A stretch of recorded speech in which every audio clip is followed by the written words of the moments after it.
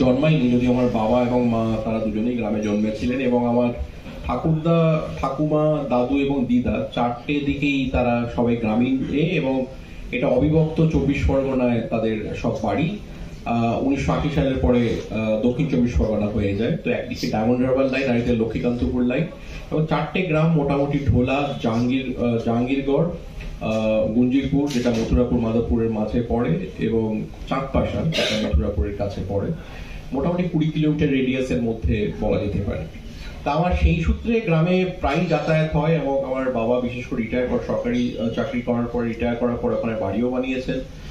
আমার মাঝে মাঝেই মানে গ্রামে যাই, এবং এটা বাচ্চাবেলা থেকেই হতো। কিন্তু সমাজবিজ্ঞানের গবেষক হওয়ার পরে, প্রথমে সমাজবিজ্ঞানের ছাত্র গবেষক, তারপরে এখন অধ্যাপনার ফলে আমাকে গ্রাম বাংলাকে হয়তো একটু অন্যভাবে দেখি। তাহলে গ্রামে যখন বাচ্চাবেলায় ফুটবল খেলতাম, ক্রিকেট খেলতাম, সেই যে আনন্দ ছিল, এবং সেটা মূলত 80 দশকের শেষের দিকে, 90 দশকের গোড়ায়, সেই সময়কার থেকে গ্রাম কিন্তু অনেকটা আবার বদলেও গেছে, যেটা উনি এখন বলছিলেন।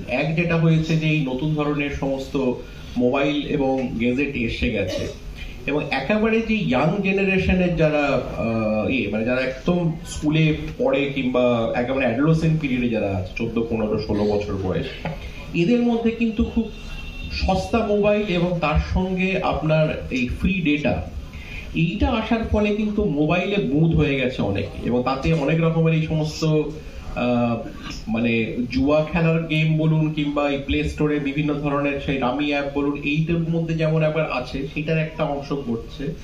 আবার আপনার এই ফেসবুক, টুইটার, এই ধরনের ইয়ের মধ্যেও প্রচন্ড ভাবে তারা মিশে গেছে, যার ফলে আগে যে গ্রামে যত রেগুলারলি আপনার ফুটবল, ক্রিকেট কিংবা এই ধরনের খেলা হতো, সেইটার কিন্তু সংখ্যাটা আস্তে আস্তে কমছে।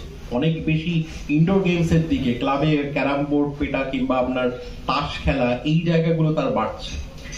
এটার একটা ইম্প্যাক্ট কিন্তু আগামী দিনে, এটা শুধু গ্রামীণ হচ্ছে না, শহরেও এটা হচ্ছে, কিন্তু এটার একটা গ্রামীণ জীবনে তার একটা মানে ইম্প্যাক্ট পড়ছে।